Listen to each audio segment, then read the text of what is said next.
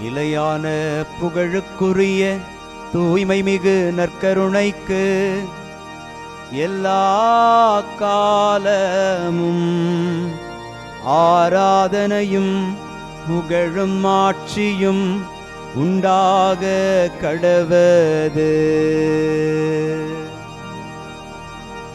நிலையான புகழுக்குரிய தூய்மை மிகு நற்கருணைக்கு எல்லா காலமும் ஆராதனையும் புகழும் ஆட்சியும் உண்டாக கடவது. நிலையான புகழுக்குரிய தூய்மை மிகு நற்கருணைக்கு எல்லா காலமும் ஆராதனையும் புகழும் ஆட்சியும் உண்டாக கடவது.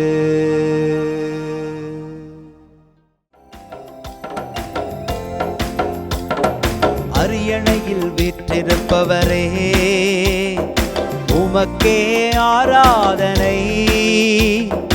ஆட்டுக்குட்டியானவரே, உமக்கே ஆராதனை. அரியணையில் வீற்றிருப்பவரே, உமக்கே ஆராதனை. ஆட்டுக்குட்டியானவரே, உமக்கே ஆராதனை. ஆண்டவருக்குள் பிரியமான சகோதர சகோதரிகளே, இன்று ஆகஸ்ட் மாதம் 21 வெள்ளிக்கிழமை. எசேக்கியேல் நூல் நமக்கு ஒரு அருமையான அடையாளத்தை வெளிப்படுத்துகிறது. உலர்ந்த எலும்புகளே, உயிர் பெற்று எழுங்கள் என்று சொல்லி உலர்ந்த எலும்புகளுக்குள் உயிரை புகுத்தி அவைகளுக்கு உயிரளிக்கிற ஆற்றலாக இறைவன் வெளிப்படப் போவதை இந்த முதல் வாசகம் நமக்கு வெளிப்படுத்தி அறிவுறுத்துகிறது. உலர்ந்த எலும்புகளுக்கும் உயிரளிக்கும் ஆண்டவர் நமக்கும் உயிரளிக்கிறார்.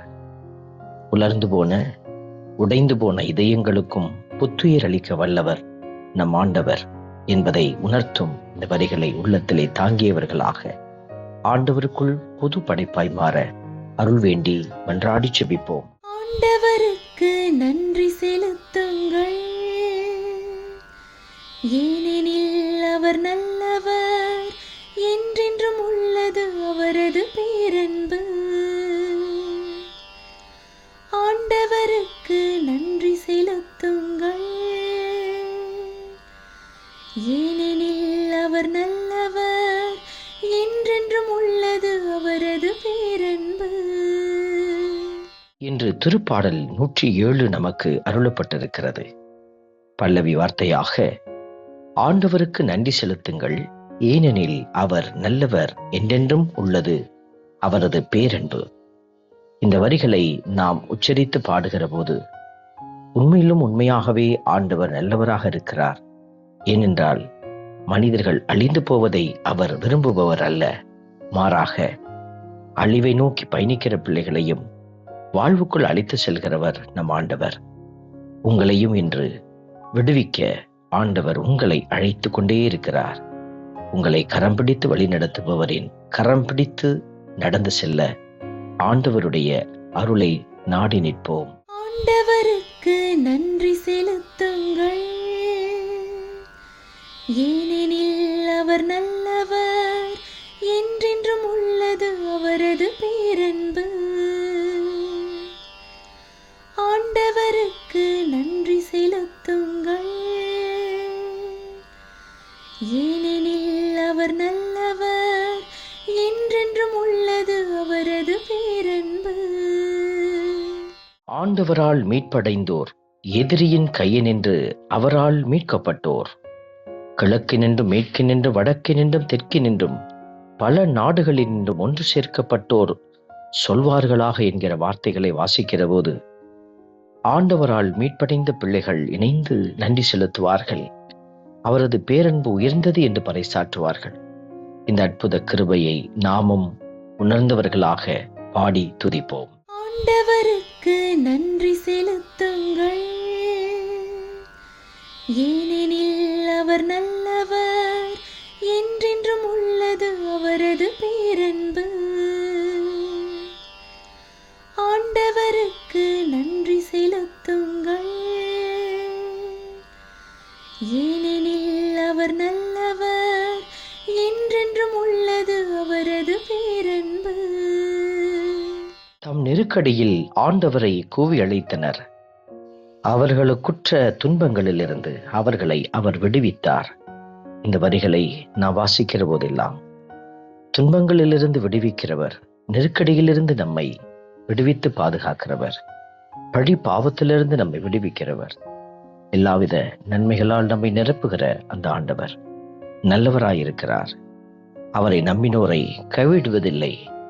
இந்த தெய்வத்தை புகழ்ந்து பாடி ஆராதித்து போற்றுவோம். ஆண்டவருக்கு நன்றி செலுத்துங்கள், ஏனெனில் அவர் நல்லவர், என்றென்றும் உள்ளது அவரது பேரன்பு. ஆண்டவருக்கு நன்றி செலுத்துங்கள், ஏனெனில் அவர் நல்லவர், என்றென்றும் உள்ளது அவரது பேரன்பு. அன்பே உருவான இறைவா, உம்முடைய அருட்கரம் எங்களை பற்றி நிற்கிறது. நாங்கள் பலன் இழந்து நிற்கிற போதெல்லாம் பலன் அளிக்கிறீர். தாகமுற்று நிற்கிற பொழுது நிறைவளிக்கிறீர்.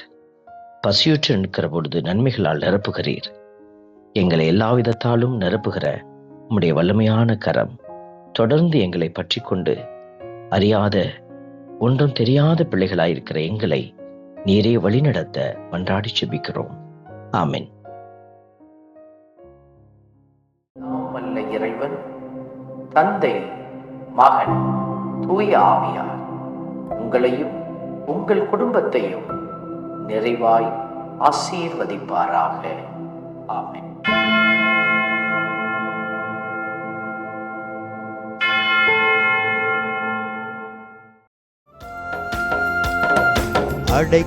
அடைக்கலமானவரே, படைகளின் ஆண்டவரே, அடைக்கலமானவரே, படைகளின் ஆண்டவரே, இடுக்கண் வேளையிலே ஏற்ற துணை நீரே, இடுக்கண் வேளையிலே ஏற்ற துணை நீரே, உமக்கே ஆராதனை, உமக்கே ஆராதனை, உமக்கே ஆராதனை.